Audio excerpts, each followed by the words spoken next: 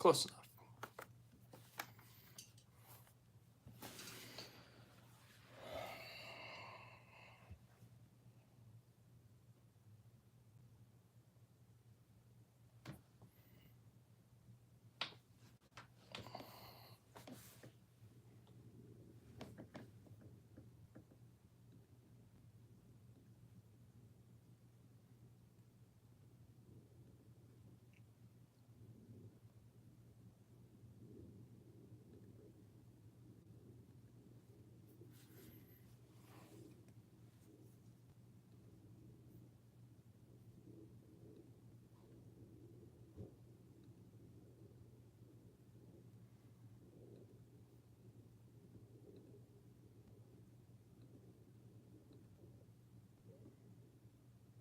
What's up, Lego NASCAR?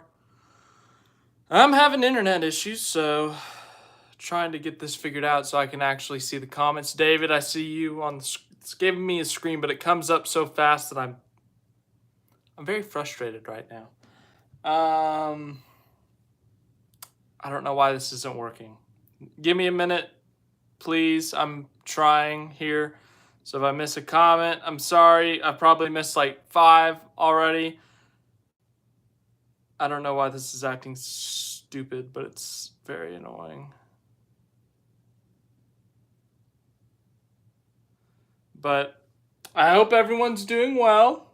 It's Monday. I know Mondays aren't fun, but I hope everyone's having a decent day at least. While I wait for this to work, I guess I could start off being all nice and stuff. But yeah, thanks for 5,000 for me, for the channel, and subscribers and whatnot. And I'm extremely thankful, obviously, to everyone who has supported the channel, whether it's been over the years or whether it's just been a couple days. I mean, truly, I'm thankful for all the support, especially recently. This year's been amazing. We've hit a lot of goals, expectations that I personally had for the channel. And just to hit those numbers, and it's not even halfway through the year, it means a lot to me. So extremely thankful for everyone. And stupid internet's still not working, so hello in between the lanes. I see your comment up there. I may just have to stare at this screen the whole time. I'm not going to be able to. I'm going to see if there's an option to get it up. Oh, nope. No, don't do that. No. Stop it. All right. My backup device also is not. This is going terribly. This is going terribly. We've had 2 straight the Monday afters that have gone perfectly well, have gone incredibly, and finally, just the internet here decides to crap out, and I'm talking nonsense now. But once again, thank you all for the support, whether you're new, whether you've been here a long time. I'm truly thankful. Truly. I don't know how else to say it. Oh, of course, the Wi-Fi starts working again, and I shut down my computer, and now it's being loud, and that's going to annoy me. There was no winning in this situation. There really wasn't. I'm very annoyed right now. I'm losing my mind. There's a reason this thing started late. Oh, my goodness. But let me know what your thoughts were on the race. Or races, I guess I should say. And I'll get to them eventually.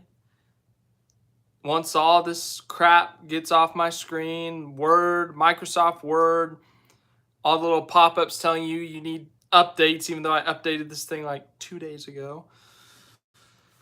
It's so fun. It's so much. Sorry, cord down there. That would have taken out the lights. All right, here we go. Maybe not. View the channel.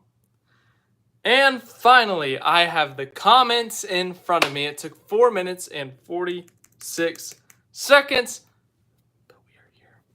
I apologize for the delay. Thankfully, I didn't miss as much as I thought.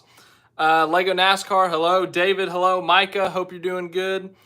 Daniel Berry Sports Highlights, what's up? Craig Thompson, what's up? Hope you're doing well. In between the lanes, great race yesterday, says David. I would agree. I think I said last night 8.5 out of 10. I still agree with that. I enjoyed the race. Multi-grooved racing, a new racetrack. Fans looked like they were excited there, obviously. But just the quality of racing itself is great. That's the best short track we've seen, or one of the best short track races we've seen in the next gen era. Different leaders. Obviously, Blaney and Larson led almost 300 out of the 350, but we saw different guys up front, different strategies to put different guys up front, and even when Larson, Blaney, even Elliott, Byron got put back in the mid-pack, they were able to make their way up to the front. So overall exciting race. It didn't have a lot of drama or chaos, but it was just good, high-quality racing, honestly, if you ask me. Micah says, it's looking like Kyle Busch might be done with RCR already. Yeah, I saw that video clip, I guess that's Saturday, Sunday. Yeah, so basically, if you didn't see it, Kyle Busch, I'm just now noticing this is a little bit bent. It's just the chemicals in the brain just saw something, and I wanted to, anyways. Kyle Busch said something to the effect of, if he was offered something from Gibbs or Hendrick, he would take it. That might be out of context, but it was essentially that, or that's how I saw it as. And here's the thing. When he signed with RCR, he said that he wanted that to be the last time he was ever in free agent negotiations, the last time he switched teams, fresh start, all that. But with how bad this year has gone, obviously Kyle Busch, a two-time champion, still one of the top drivers in the sport, you want to remain competitive. You want to remain at the top of your game while you're still in your prime. You still want to go out there and compete for wins, compete for championships. And right now, Kyle Busch is doing neither. I know last year he had 3 wins, but it has been a full year. It was Gateway in June 2023 that he last won. And right now, he's not competing for the wins. The closest he got was Kansas. I think he finished 6th, but he was top 5 that whole race. Vegas, he led some laps. I know Atlanta, he finished 3rd, but, that's a super speedway. So RCR just needs to pick it up as a whole. I don't see Kyle Busch leaving this year. I think he's through there. He's there till the end of 2025. So I don't think I'm ready to have the Kyle Busch leaving RCR discussion until then, until next year. But obviously rumors, reports, Kyle Busch himself saying things and not the greatest phrasing has further escalated the discussion of Kyle Busch potentially leaving RCR.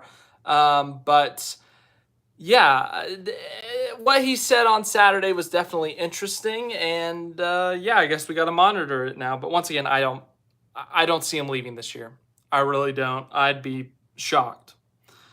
But I said that about him and Joe Gibbs Racing 2 years ago, so what do I know? In Between the Lanes is asking for my favorite paint schemes this week. That's a good question. I really liked. Advanced Auto Parts has always had great paint schemes. So the winner, Ryan Blaney.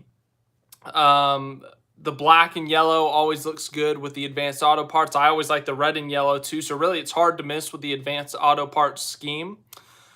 Other than that, Ross Chastain, that Busch beer, the kind of cornfield farmer, whatever it was officially called, Busch beer scheme, I thought that was a really good looking paint scheme. Daniel Suarez, the Kubota scheme always looks good, whether it's on the 1, the 99, we saw it on the 97 Xfinity car this week. So Kubota always has great paint schemes. I also just really like orange, so maybe that's just me. Thinking about other paint schemes, Reddick and Bubba both had the unique McDonald's scheme. Reddick dressed up as the Hamburglar. That was weird, but it was funny. Bubba Wallace had Grimace with him, had the Grimace car. That was a really cool looking paint scheme. I know it was just purple with Grimace's face, but that served the purpose of the Grimace car. Other than that, seeing the 11 with interstate batteries is still weird to me. It may not be weird to everyone, but it's weird to me. even on the 19, but when it's on the 18 or the 54, even the 20, because it's been on the Xfinity car on the 20, so it's not that out of the ordinary, but it's weird on the 11. I still can't wrap my head around it. So those are some of my favorite. I'd say the 45 was my favorite this week. The struggles of Kyle Busch reminds me of Bobby Labonte, a fall from grace, winning a championship. Didn't do good in his last year's. Former Gibbs 18 drivers on the same path, or are we okay? The path of seeing the same as Kyle. Yeah, obviously I wasn't around for Bobby Labonte's Gibbs years because I didn't become a NASCAR fan until 2010, and also I think his Gibbs years were in the early 2000s, so I was a little kid.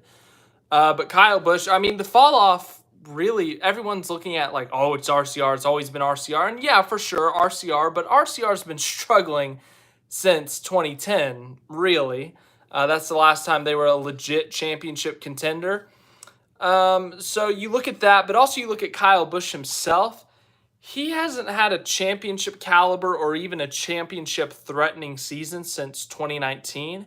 And I'm not saying he's been terrible. He still won a race in each of those years. He won one in 2020. He won two in 2021.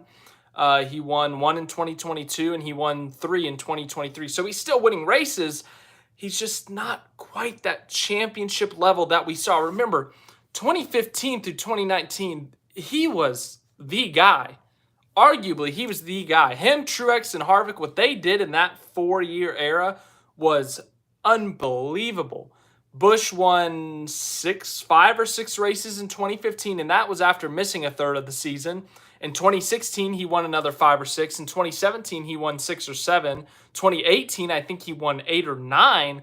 So Kyle Busch, and then 2019, his other championship season, I think he won 6. So 2015 to 2019 right now is looking like the prime of Kyle Busch's career, where he just was an animal. And he wasn't just winning on one style track. He was winning at Martinsville, Bristol, Charlotte. He dominated a Coca-Cola 600, Texas, Auto Club, you name it.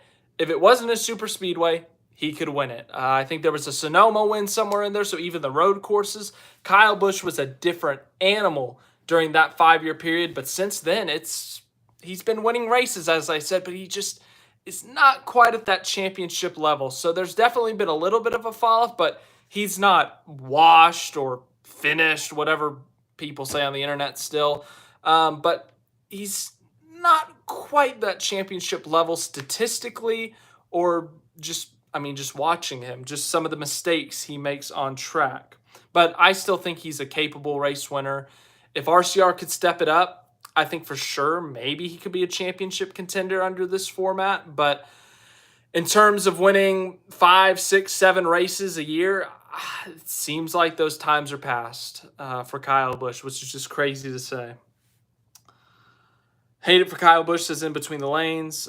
Craig says he thinks that KB is done with RCR. Seems that it may be wrong, even though he said he would go back to Gibbs or Hendrick. Tells you that RCR is junk. Obviously, RCR has been struggling as a whole. Austin Dillon is still 30th or worse in the points, which for RCR, I know they've been struggling, but that is horrific. Kyle Busch is within a race of the playoffs, and Austin Dillon is 30th or worse. He's behind. Let me pull up the points real quick before I start saying things that are inaccurate, though I do that every once in a while. That's terrible. Obviously, everyone has their opinions on Austin Dillon, how he has his ride, and whatever, and you're allowed to have your opinions and whatnot, but, I mean, that's just straight up terrible, and I think Austin Dillon would admit this year's gone terrible for him, but Austin Dillon currently sits 32nd into the points. He's behind the Kaulig car of Daniel Hemrick. He's behind Justin Haley in a Rick Ware racing car. Now, Justin Haley and Rick Ware have actually had a fantastic season by their standards, but for RCR and Austin Dillon to be behind a Rick Ware racing car in the standings, that's unacceptable, honestly, is what it is. He's behind all 3 Spire cars, even though Spire's had a little bit of an uptick in performance. Legacy is having another bad year, and he's behind both of those cars.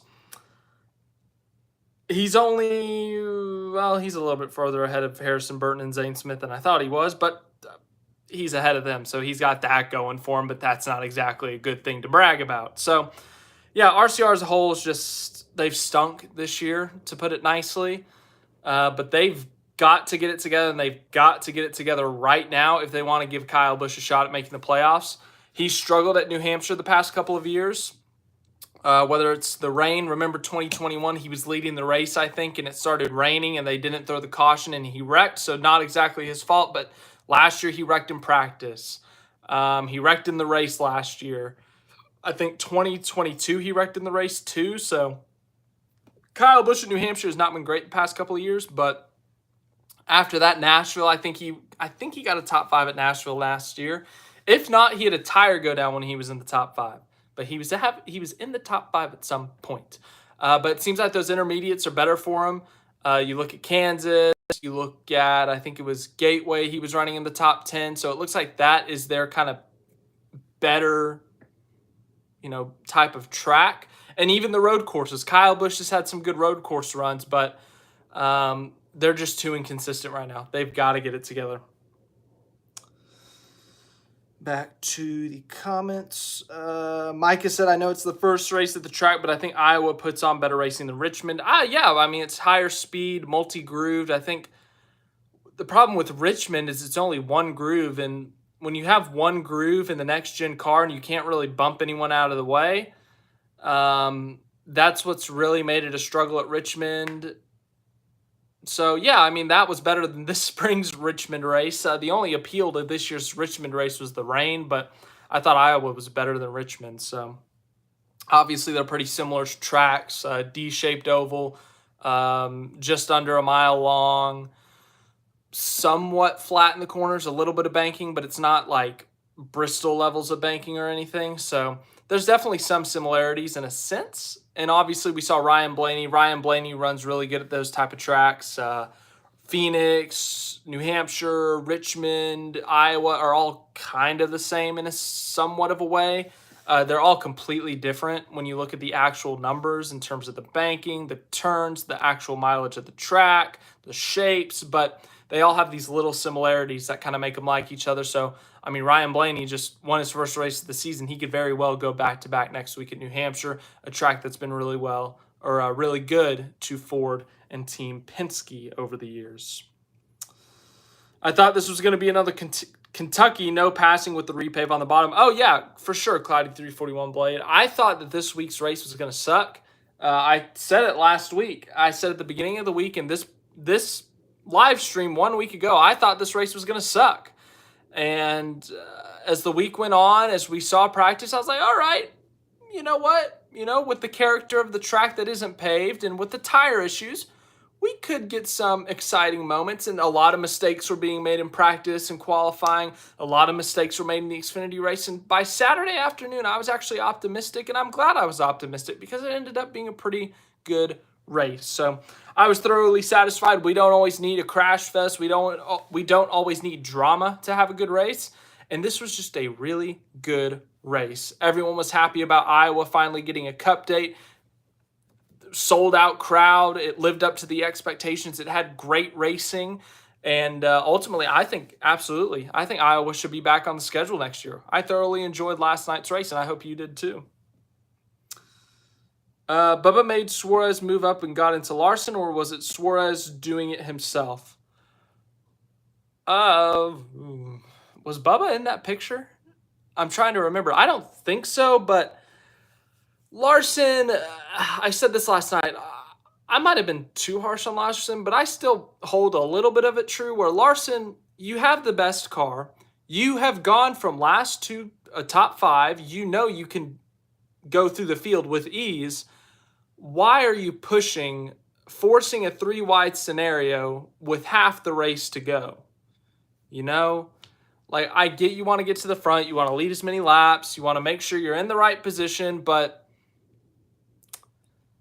just forcing it 3-wide, it wasn't 20 to go. It wasn't 50 to go. It was like 150 to go. Like, I just don't get why he pushed the issue so hard there. He put Suarez in a bad spot, and yeah, it was Suarez's fault. Suarez got loose and clipped him, but Larson kind of put him in a bad spot there. So nothing egregious, obviously, but just me questioning why Larson was so aggressive at that point in the race. If that was with 20 to go, I understand it. You got to push, you got to pass right now. But with 150, 200 to go, however many it was like, I don't know. But once again, I don't drive cars. I don't know what I'm talking about. Busch was in a tough spot and had to take the one that he thought was competitive. I think you're talking about his free agency.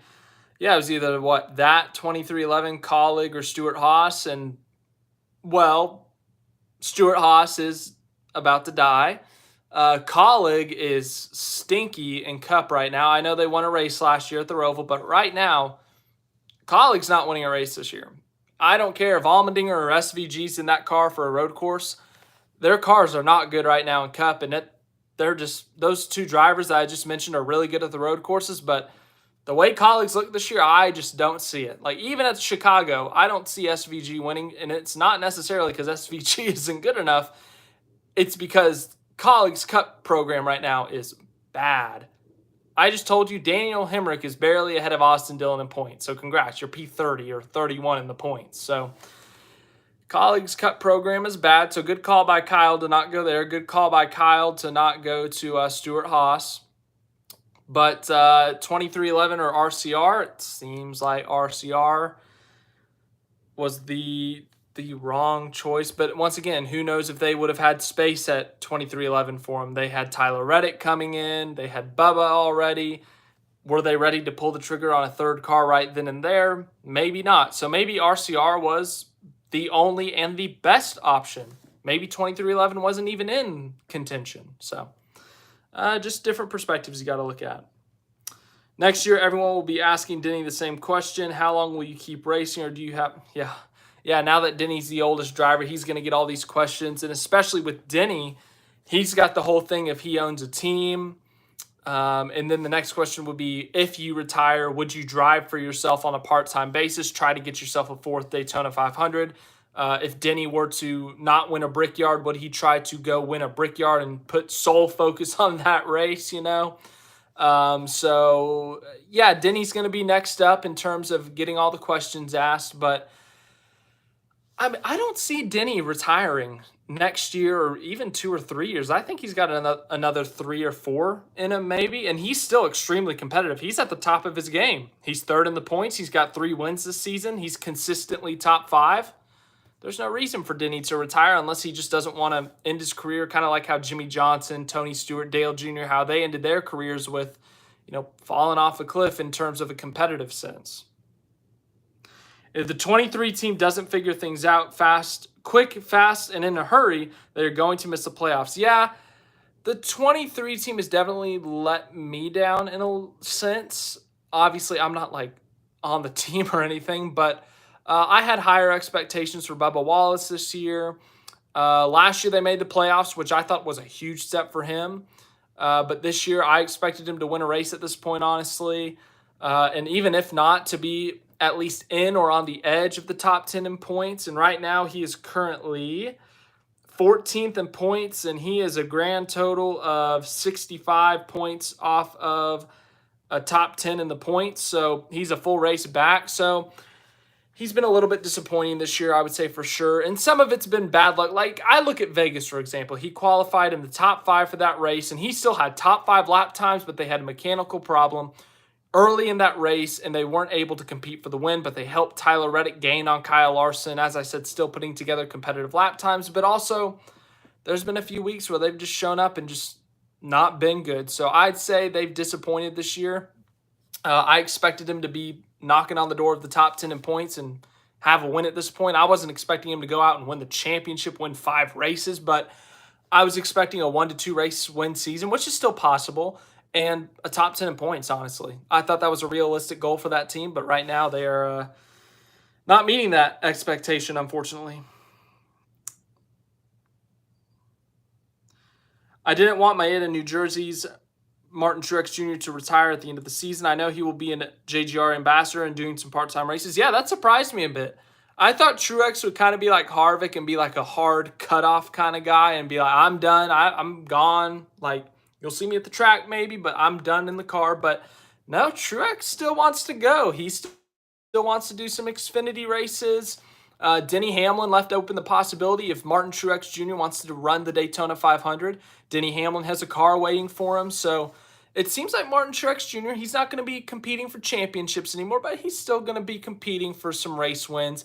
I think if he goes to the Xfinity Series next year, wherever he races, he's going to have a shot at winning. He will be the favorite to win any of those races. He's a Cup Series champion. Right now, he's still on the top of his game. He's not winning races at the high rate he was from 2016 to 2020, but he's still winning. He's still running top 5 in the Cup Series. So, yeah, I think he's still going to be competitive even on a part-time basis. I honestly think Kyle not really caring. I think he's just waiting on Brexton to get his career going. He's focusing on Brexton. I mean, that might be it. I couldn't tell you. But, yeah, obviously his son has a racing career. He's paying close attention, going to all his races. So, yeah, it's for sure. Maybe. I don't know, though. In between the lanes, we will look at fantasy standings in a minute. Seeing Denny in an Interstate Batteries car is like seeing MTJ in a Ream car. Yeah, for sure. It's weird. Looking back at it, Harvick really carried Stewart Haas Racing and RCR. Yeah, for sure. I mean, neither of those teams have been competing for a championship outside of Harvick. Stewart Haas since Tony Stewart in 2011, and RCR, the last time they competed for a championship without Harvick was Dale Earnhardt, maybe. I could be wrong on that, but I don't know.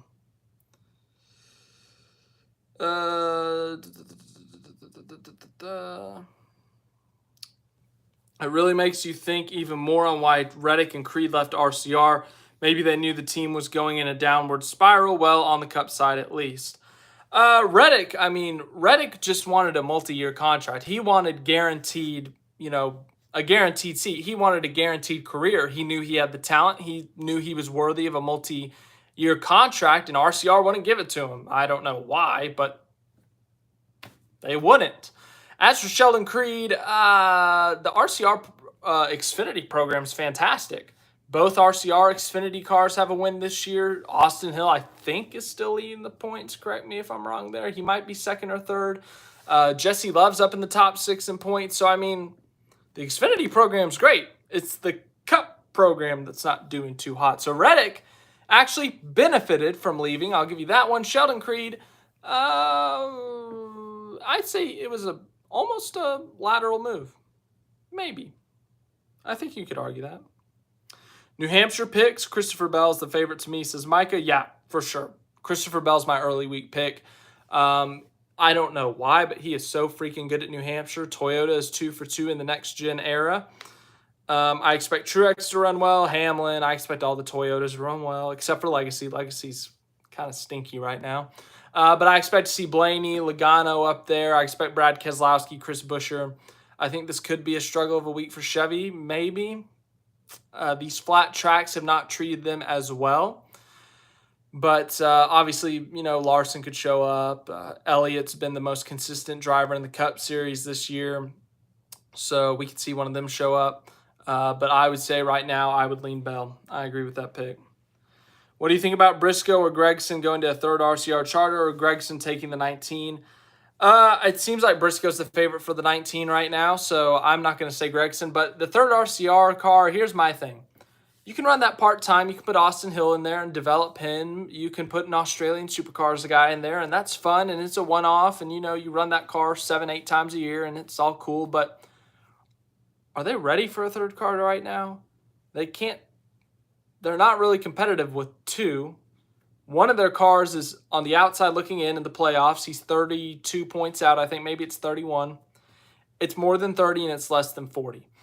And then the other car is worse than 30th in points. So RCR, no, do not get a third charter.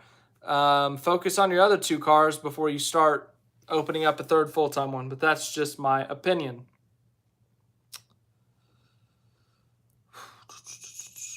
This race was a pain for a Toyota fan. Yeah, Toyota stunk yesterday. Kind of talked about in the race recap, Christopher Bell finished 4th, and you had to go all the way to 15th to find the second highest Toyota finisher, Martin Truex Jr. Bubba was 17th. Denny was 30th. Legacy was somewhere in the mid-20s, and I don't even know where Ty Gibbs was like 20th. Who was the other Gibbs car? I already said it. But Toyota stunk yesterday. I don't know why, but they did.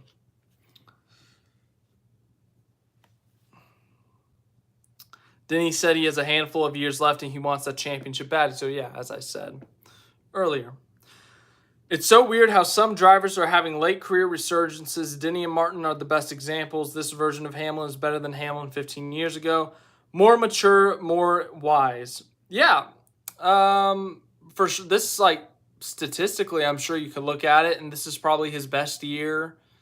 Maybe 2020 was a little bit better through the first 17 races. I know 2020 he won 7 or 8 races that year. But yeah, for sure, Denny Hamlin's been knocking it out of the park this year. He's on a little bit of a winless streak right now. It's like 5 races, but he's on a little bit of a winless streak. But, you know, these last 2 weeks have been brutal. I mean, last week's was unpredictable at Sonoma. The engine just dies on lap 2. This week, they missed the setup, and they are getting lapped on lap 35. And then they finally get it back in the top 10 due to some lucky strategy. Or a well-timed caution. I don't want to call it lucky. They did kind of gamble on it. But and then they get wrecked. So it's been a horrific 2 weeks. They got to pick it back up here at New Hampshire. But, yeah, they're having a rough couple of weeks here. Denny's the best teammate in the garage. How many team owners would let a retired teammate drive their cars, especially in Cup to race in the 500? Yeah, I mean, really nice of him. Obviously, Martin Truex Jr., over the years, he hasn't really ruffled a lot of feathers. Obviously, Hamlin talked about that when they asked him about what Truex as his teammate, and he said he's never had like a what the heck Martin moment where in the car, Martin Truex Jr.'s done something to him on the track that made him say, you know, what the heck was that for? Whereas Truex has had, or he said that he feels like Truex has had that reaction to Denny Hamlin. Denny said, I know I've had that reaction happen to me a lot from my competitors, but he says he feels like a lot of people have not had that experience with Martin. So, yeah, that was really cool for sure. And also Martin Truex Jr., as I said, he's a clean driver. He's going to keep that car clean. Obviously, it's Daytona, so if it gets wrecked, it may not be his fault, but Truex, a clean driver, a clean competitor. We may very well see him in a Daytona race at some point. Yeah, let's look at the fantasy standings. Let's look at the fantasy standings. Fantasy Live is what it's called.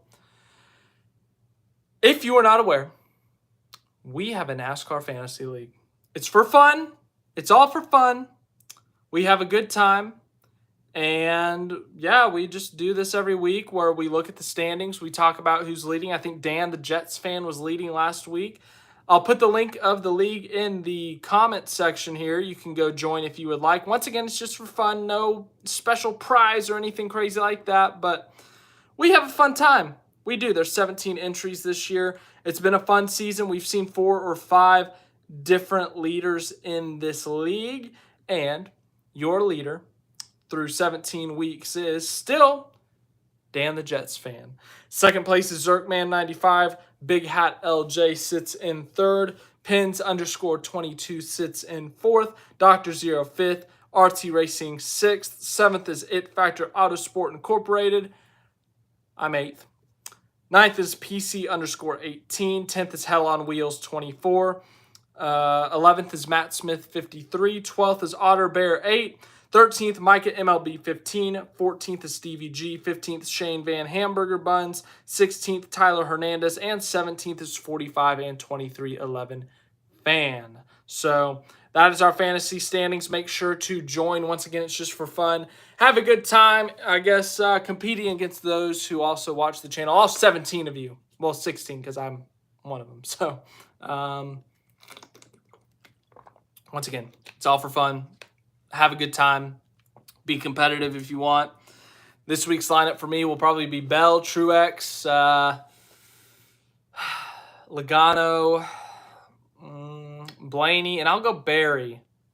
I think Barry's going to be if you're looking at odds, I'm sure he'll be a medium to long shot, probably long shot if we're being realistic. I think that's a value pick right there.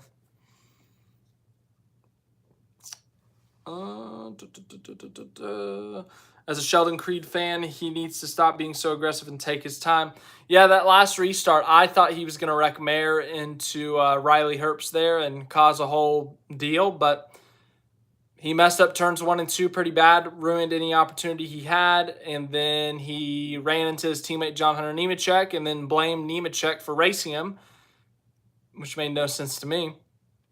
But, yeah, Creed's aggression, sometimes it works for him, and I mean, when I say works for him, I mean like, you know, someone gives him aggression and he gives it back because he can't just sit there and get bullied in a sense on the track. He's got to fight back. But man, you just got to figure, when's it going to happen? I don't know when it's going to happen. When's he going to win an Xfinity race? But Sheldon Creed, yeah, I don't know what to say. So yeah, it's interesting for sure. Sheldon Creed, what a guy. Icy. Something I'm looking forward to next week. Happy early birthday to you, Icy. Happy birthday, happy early birthday. Do you think Kyle Busch will go winless this year? That seems to be the question. Give me a second. Yes. This is the year it ends. The streak of him winning a race. I just don't see the speed anywhere. As I said, the intermediates are really good for him, but the fact of the matter is there are better teams at the intermediates. Larson, Hamlin, even Bell, Truex, even Ty Gibbs at times, Chase Elliott sometimes, William Byron. So everything would have to go perfect for them in a sense. They'd have to get a little bit of luck on their side with maybe Hamlin and Larson taking each other out again. But I'm just not seeing enough from them. Once again, it's NASCAR. Anything can happen. They can show up one week with unreal speed, and Kyle Busch wins. And Kyle Busch, he can still wheel a race car, but I just don't see it right now. I don't think he wins a race. Honestly, I'm leaning towards him not making the playoffs. I'd say it's 50-50 right now for him making the playoffs. They've had a horrific 3-week stretch here, but you got to think that'll even out and they'll have some better results. You know, you have 3 weeks of absolutely terrible. Hopefully you'll get 3 weeks of good. But 30-ish points below the cutoff line. And yeah, I don't know. New Hampshire's last win with Hendrick was Casey Kane. Wow. It's been that long, 12 years. Yeah, that sounds about right because Jimmy hadn't won there since 2010. Gordon hasn't won there in forever. Dale Jr. never won there. Mark Martin, I don't think he ever won. Well, Kane was after Martin anyways. Larson hasn't won there with Hendrick. Elliott hasn't won there. Byron hasn't won there. Bowman hasn't won there. So, yeah, I mean, wow. That's thank you for that, David. That's a mind-blowing stat. They haven't won there in 12 years. I don't think this weekend's the weekend they end that winless streak at New Hampshire. I still am leaning towards Gibbs and more specifically Christopher Bell, but it's possible. It's NASCAR. Anything's possible. Larson will probably be the favorite in the odds, or if not, the second favorite. My childhood is slowly dying. Only 2 drivers left from the 2000s. That's Denny and Kyle. And Denny is the last driver from the 2006 rookie class. I'm not ready for a retirement. It would break me mentally. That's how I felt when Jeff Gordon retired. So brace for impact. But you have a couple years, so you'll be fine. Get me today, Tech. Hello. Hope you're doing well. It's fine that you're late. You can show up whenever. I'm happy as long as you're here. I wouldn't make your bets just yet. It's better to see what happens in practice and qualifying and see if your picks are good. Yeah, I mean, obviously. You don't want to – that's why it's my early week pick. It changed. Like last week, or I said on Monday, I said Joey Logano, and later in the week after qualifying, I said Brad. They both ended up being wrong, and if I stuck with my early week pick, I would have technically been closer. But I was right on the Ford side of things. So, yeah, but, I mean, Christopher Bell's just been so good at New Hampshire. That's why I just kind of lean that way. What's your opinion on Kyle Busch probably missing the playoffs? That would be truly shocking. I had him preseason as one of the locks to make the playoffs, and that would be 3 straight years of me having a lock in the playoffs and miss. Last year was Elliott. I did not predict him breaking his leg. 2 years ago, it was Truex. I did not predict 16 winners and him going winless. So, yeah, I could look like a fool once again. I'm really good at doing that. Oh, man, I am not looking forward to looking back at my preseason predictions because as of now, there are 2 guys who I had not in the playoffs. You can guess the 2 that I did not have in the playoffs. At this point, I'm rooting for chaos. I'm rooting for Todd Gilliland to win at Daytona, for someone to win on fuel mileage at New Hampshire. Like, let's go Austin Dillon. So that's Dillon. Let's get Todd in there. Let's get a road course. Who's really good at the road courses? Let's get a Michael McDowell win in there. Let's get a Brickyard 400 fuel mileage in honor of Paul Menard. Let's get who's the closest to Paul Menard's number right now? Daniel Hemrick. Let's get a Daniel Hemrick win in there. So there's 5 more names. Let's just nuke the playoff field right now. Format silly enough as is. Let's see a Daniel Hemrick Final Four appearance with Colleague after running 30th in the points all season. Let's do it. Let's do it. I am ready. I'm ready for the Todd Gilliland Championship, beating Daniel Hemrick. I'm ready. Anyways, on a serious note,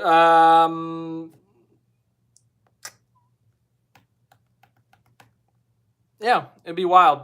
Kyle Busch missed the playoffs. Hot take: Sheldon Creed is going to do a Daniel Hemrick make the championship 4 wins for champion. That would be crazy. That would mean, so here's what that would mean. It would mean that the 18 Xfinity car is number 1 cursed, but at the same time also blessed, because it's cursed in that it can't win a race, but it's blessed in that the only race it can win is the championship race when the driver's in the championship 4. So under this format, Cloudy 341 Blade, it's possible because this format, anything can happen. We saw it in 2021. I think it was 21 that Hemrick won the championship. But yeah, this format's created some wacky champions you would have never thought at the point of the season. I don't even have to go that back far to name some, but I don't want to do that right now. I really don't. It'll go into a whole rant. We'll be here till June 18th, 2029. So,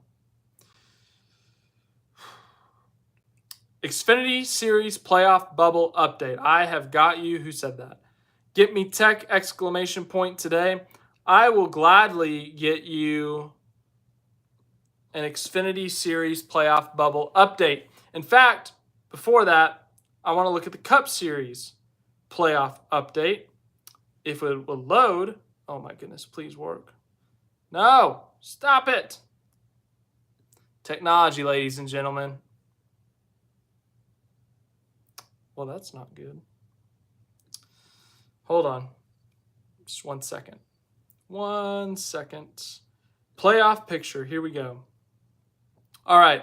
So locked into the playoffs for the NASCAR Cup Series, Kyle Larson, Denny Hamlin, William Byron, Christopher Bell, Chase Elliott, Tyler Reddick, Ryan Blaney, Brad Keselowski, Daniel Suarez, and Austin Cindric.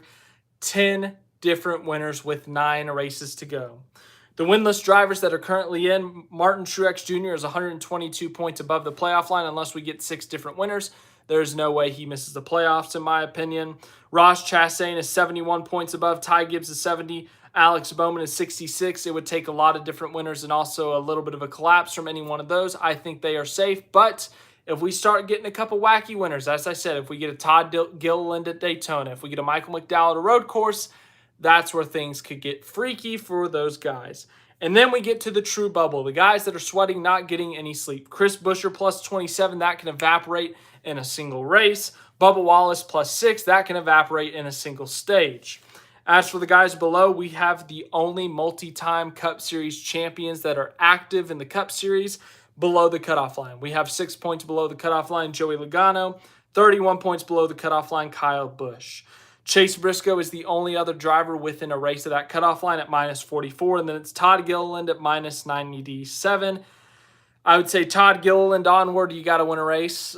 Chase Briscoe is getting close to that point, but I'm not ready to declare it yet. So, yeah, that's the Cup Series playoff bubble. As for Xfinity, the Xfinity Series playoff bubble looks like this. Hold on. Chandler Smith, Austin Hill, Sam Mayer, Shane Van Gisbergen, Justin Allgaier, Jesse Love are all in with wins right now. Cole Custer is almost 200 points above the cutoff line, so he's in. Sheldon Creed is 92 points above. Riley Herbst is 91 above. There's no way they miss it, in my opinion. Allmendinger 60 above. Kligerman's 55 above. And Sammy Smith is 31 above. I feel good about Allmendinger and Kligerman. Sammy Smith, if they have a few bad weeks, maybe, but I think they should be good. But if there's a new winner, they get bumped. Ryan Sieg is 31 points behind. Alfredo is 54. Brandon Jones is 74 behind, and everyone else is 100 points or more. So that is your playoff bubble update. I think the 8 team has decent speed. The luck and mistakes they make is the reason why they're in a hole. Yeah, Micah, as I said, these last 3 races have sucked for them, to put it blatantly. Mechanical failure this past weekend at Iowa, running top 5 at Sonoma, and you get dumped on the last lap, and then you run out of fuel and finish, 12th? And then the week before at Gateway, you get wrecked in the top 10. So they've had decent speed. They just haven't had winning speed, and they're making mistakes they shouldn't be making. So I think they had some pit road penalties early in the season, some pit road problems when they were running well. Ultimately, that may come back to bite them. I'm assuming you didn't have surprise winners like Cindric and Suarez making it. Bingo. They were on my 17th to 22nd list of guys who I didn't think would make it, but if they make it, they would win. So technically, I was right on that aspect, but I didn't have them in the playoffs, so I was wrong on that aspect. Micah says he forgot about the Brickyard 400. Yeah, I'm looking forward to that one, honestly. The 18-year car is far from cursed. Sammy Smith won a race with it a year ago.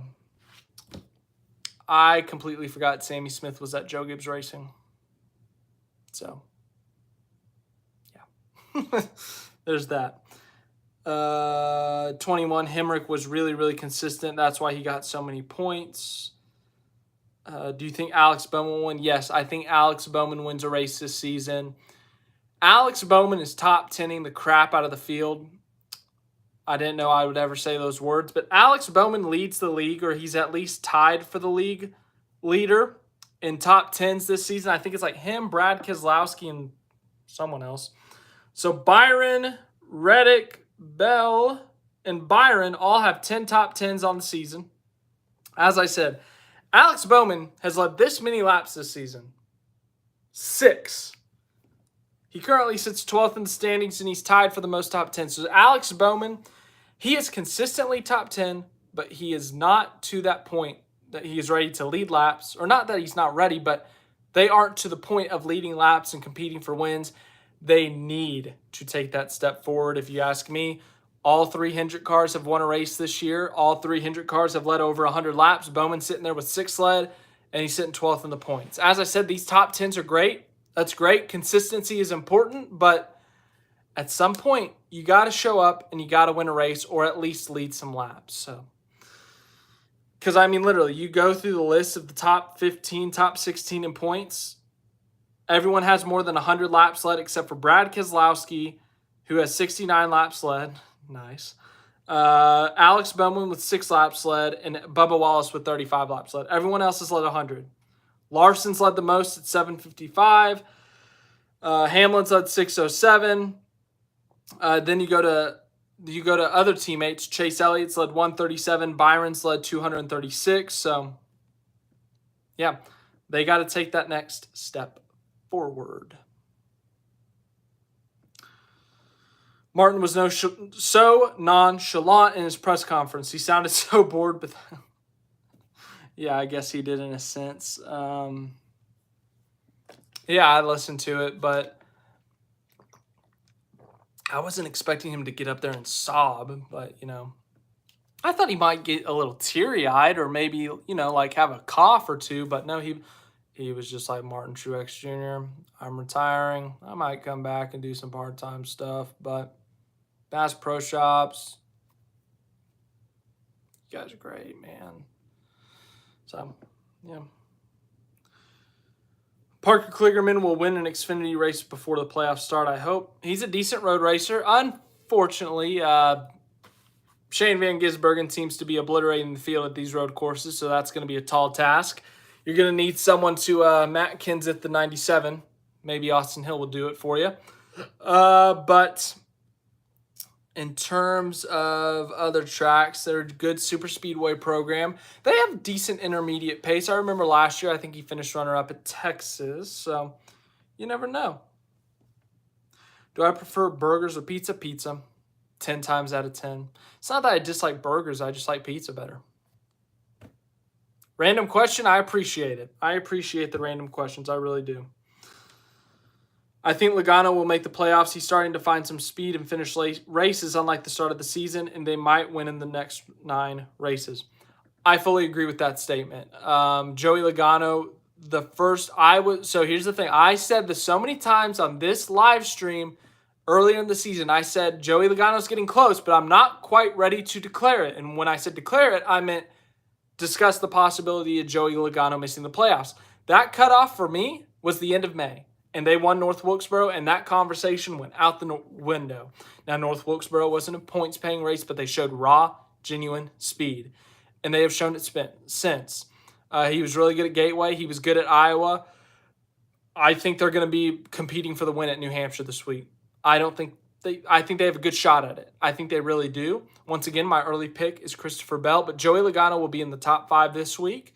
Looking at the other tracks the rest of the season, the road courses are not his strength, so there's a little concern there. And the intermediates, they've been a little bit hit or miss in a sense, but if you look at those short tracks, Richmond is going to be a great opportunity for him to win a race later this year. I was going to say Bristol, but that's in the playoffs. But I look at Richmond. I look at New Hampshire. The Brickyard, Joey Logano's great at new tracks returning to the schedule. I think that's going to be a great opportunity for him. I know he's never won at Indianapolis, but you know that's going to be an important one for Team Penske since Roger Penske owns the facility. So I think Joey Logano, I would circle those 3 right now. I think Richmond, New Hampshire, and Indianapolis are Logano's best chances of winning. But right now, I know he's below the cutoff line, but I think he makes the playoffs. I'm really not super concerned about it either. Now, obviously, it could go south. They could wreck a couple races, and they could continue to be inconsistent. But the way things are trending right now, they're showing more speed, and that's promising to me. Hello from New Zealand, says Andy. Andy, I hope you're doing well. Hope all is well in New Zealand. It's probably the morning there, if my math is correct, on Tuesday. So you're watching the Monday after on a Tuesday in New Zealand, while it's Monday here in the US of A.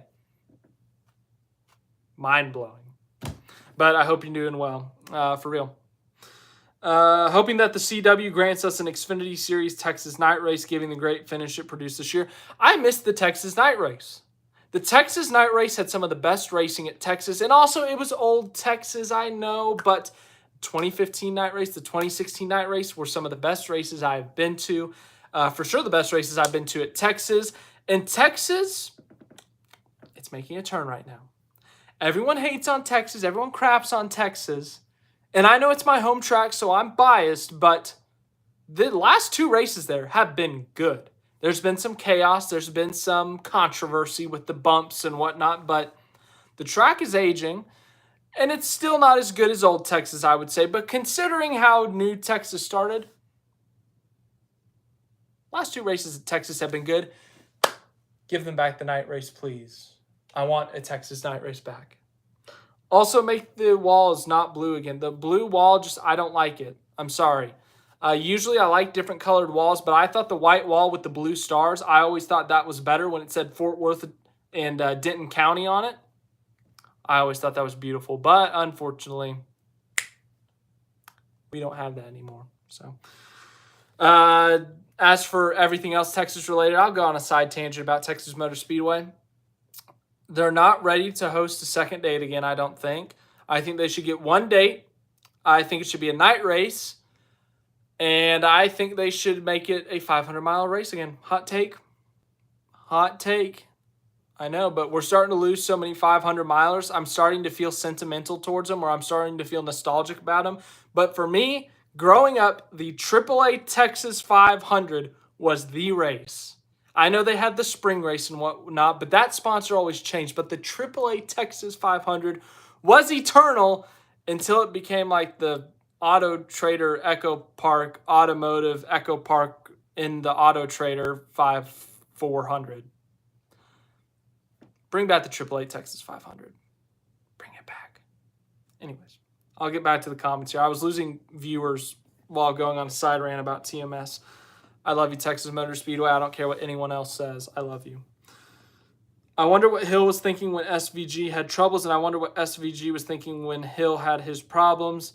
This is what the NASCAR Xfinity Series needs. Rivals, that's what makes the sport entertaining. I think for sure the sport needs rivals at any level, whether it's Cup, Xfinity, Truck, ARCA, local short track, whatever it may be. But I mean, they may have a quick thought. You know, Austin Hill, when he heard the 97 wrecked, he might have had a quick kind of chuckle, but I don't think he was like driving by going, ha ha, you suck, like ha ha ha. I don't think it's that deep, but maybe he had a chuckle, but I don't think they care. They talked to each other on pit road before the race and everything seemed fine, so I don't think it's that deep. Maybe they race each other a little bit harder on the track because they've had a couple incidents at this point, but I don't think they cared. I think Shane Van Gisbergen was probably long gone by the time Austin Hill wrecked, so he probably didn't have time to react. I don't think they care. Just me, though. If Fox makes Kansas a day race after that great finish we had this year, watching NASCAR on Fox will be prohibited. Kansas, yeah, I mean, obviously that race ending at night was pretty fun this year, but I think a day-to-night transition race would be fun. You know, start the race at 4 p.m. local time, sunsets at 7:30 that time of year, and the race will be ending at the sunset at the beginning of the darkness, I guess. So maybe, but I mean, also they just want to be consistent on the times, 2:30 start and whatnot. So I don't know. I don't know who makes these decisions.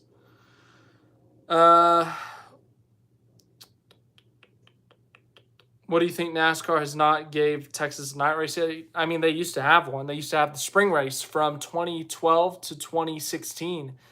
The spring race was a night race, and then they just randomly got rid of it. I don't know why. I think it was ratings. I think it had to do with the ratings. I think Saturday night just isn't good for NASCAR ratings. So, ultimately, they just pulled the plug on the Texas night race.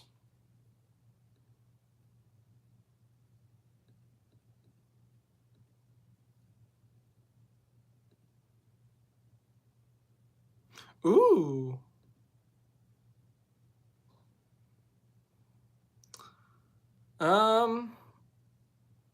Let's see here. Interesting. So the Spotter podcast, Door Bumper Clear. Apparently, the Chase Briscoe to JGR announcement is expected next week.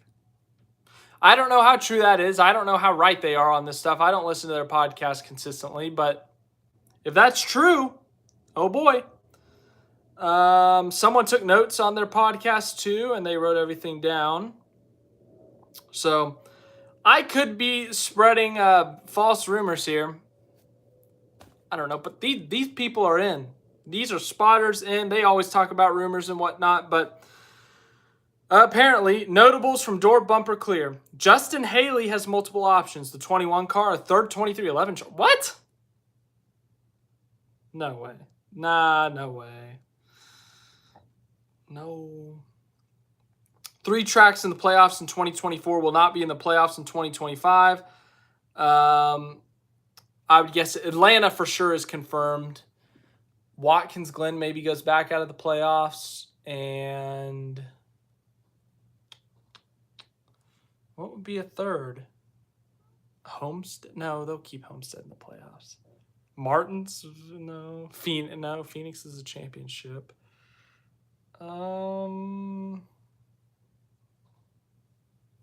Kansas maybe? What? I don't know. But As I said, these were rumors. Don't take rumors too seriously. I don't even know why I said them. I'm adding fuel to the fire. I don't even have that big of a follow. I got 8 people watching, so no one. It looked like I was slipping off the camera at first. That's why I adjusted my finger. So I wasn't. Sorry, but I don't know.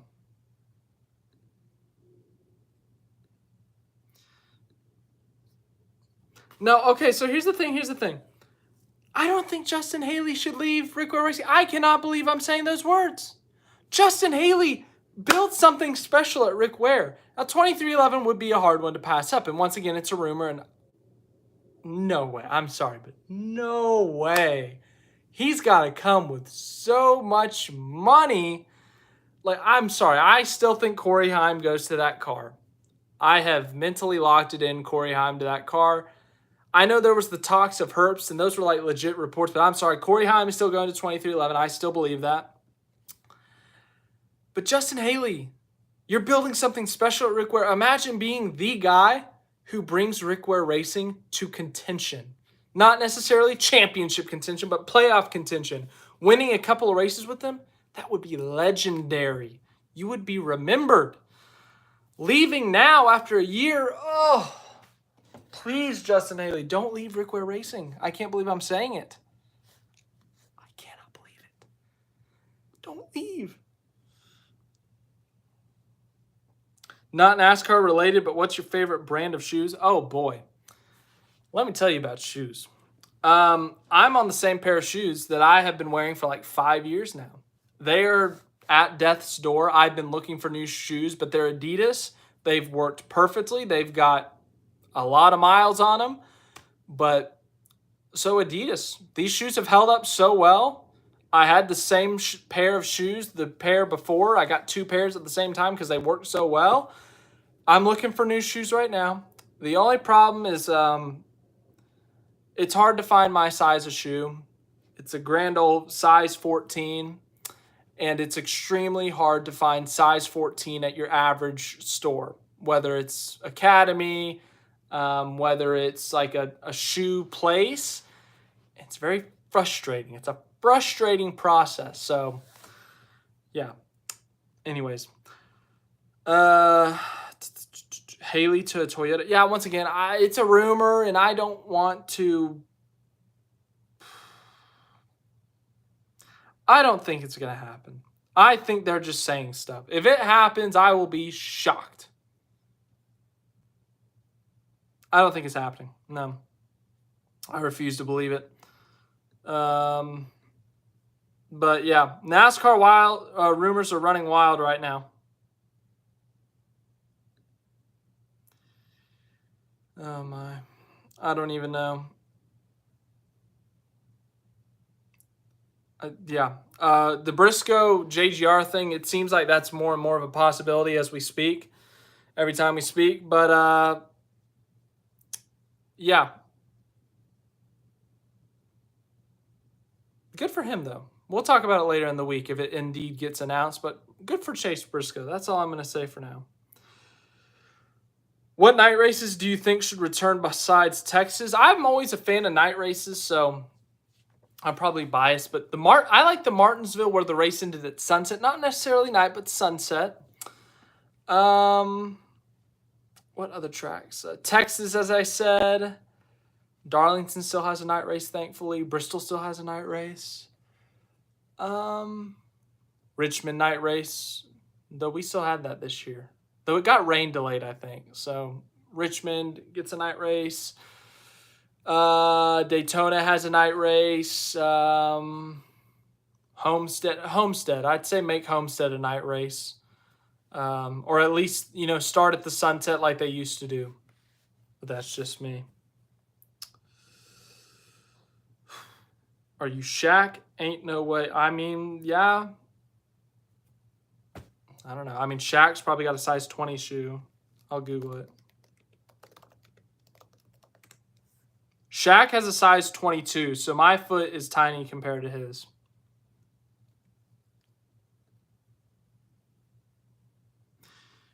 Well, all right. good live stream, good questions. We got a, this is a Todd Gilliland hat, as you can see by the TG. But yeah, I like to diversify my hat game in the NASCAR world. I got a Todd Gilliland hat. I got a Chris Buescher hat, Chase Elliott, Alex Bowman, William Byron. I got a Kyle Busch. Who else? I got to get some more ones. I got a gift card, a Fanatics gift card. I got to burn that thing.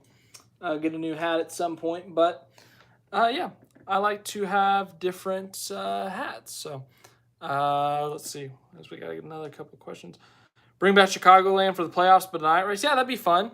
But once again, if the Chicago street course is on that schedule, I don't see Chicagoland coming back. That's just my opinion. Will Kyle Busch race in Australia? There was that report last week, 2 weeks ago, whenever it was, that it's possible that they're in the talks, but it's not been confirmed yet. So we'll see. Obviously, when's that race? Like November 17th. So 6 or 7 races, or 6 or 7 months. No, not even that. 5 or 6 months until that actually happens. So we got time to figure that out, max. But it's a possibility for sure. Phoenix had a night race. I kind of forgot Phoenix had lights, to be completely honest with you. Yeah. NASCAR rumors, man. They're... no. Stop it. My computer's acting weird again.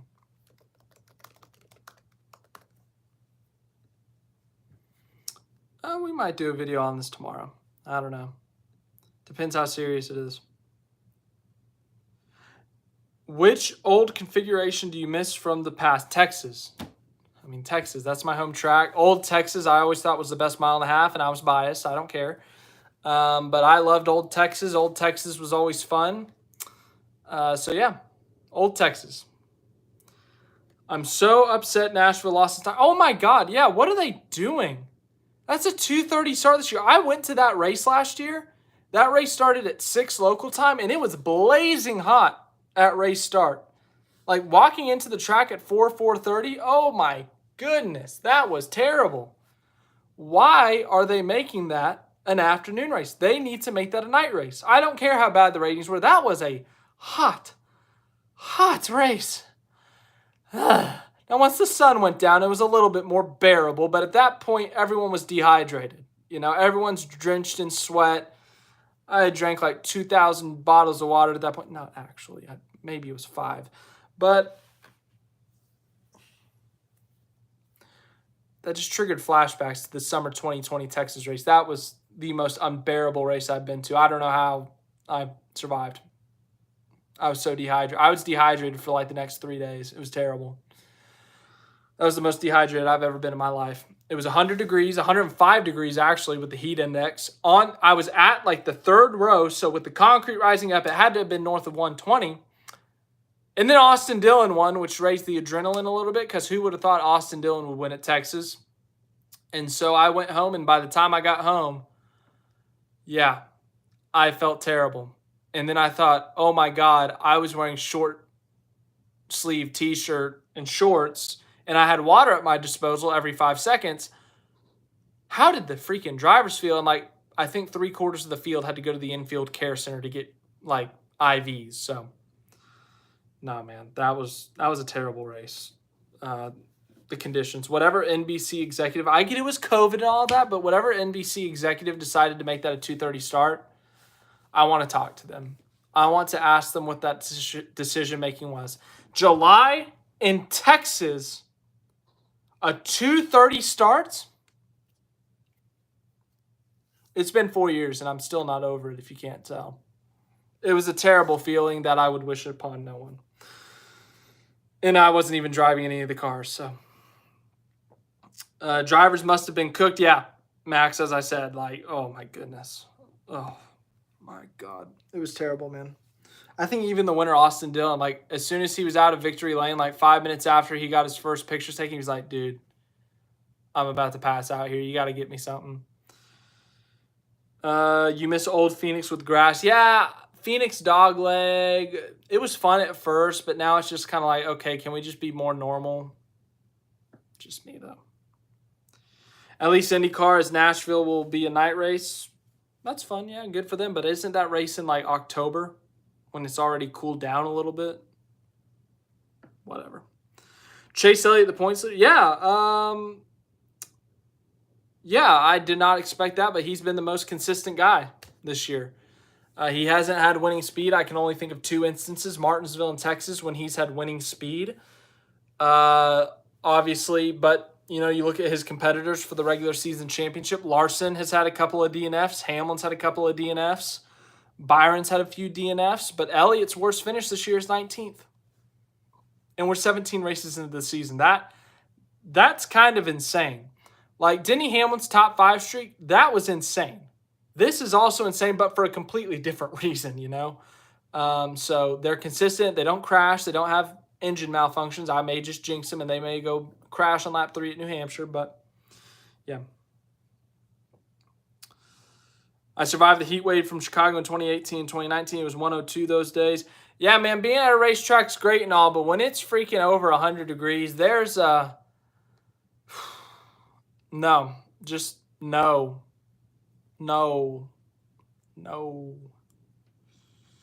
Seen it happen at Bathurst. Dave Reynolds was like, he sounded like he was drunk on the team radio. Yeah, man. Dehydration's not something to mess with. You need water. Fact.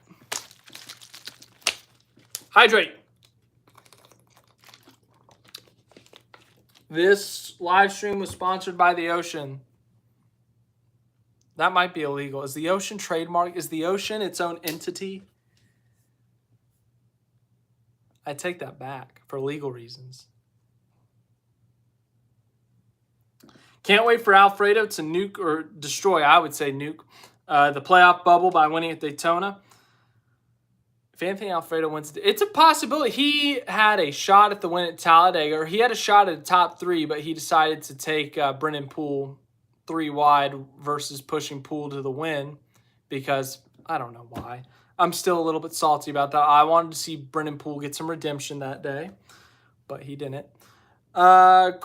Christopher Bell's crew chief was mad. Holy moly. Yeah, man. He was pretty pissed off, as you said. Yeah, because, I mean, that caution wasn't a caution. Yeah, Denny Hamlin, back-to-back worst weeks of the season. Pretty crazy. All right, I got to go now, though. Thanks for watching this live stream. I hope you guys enjoyed it. Once again, thank you guys. 5,000 subscribers. That's insane. I appreciate all the support, all the help, support, all that over the years. I will let you guys know the 5,000 subscriber special. It was going to be the 4,000. I'll let you know.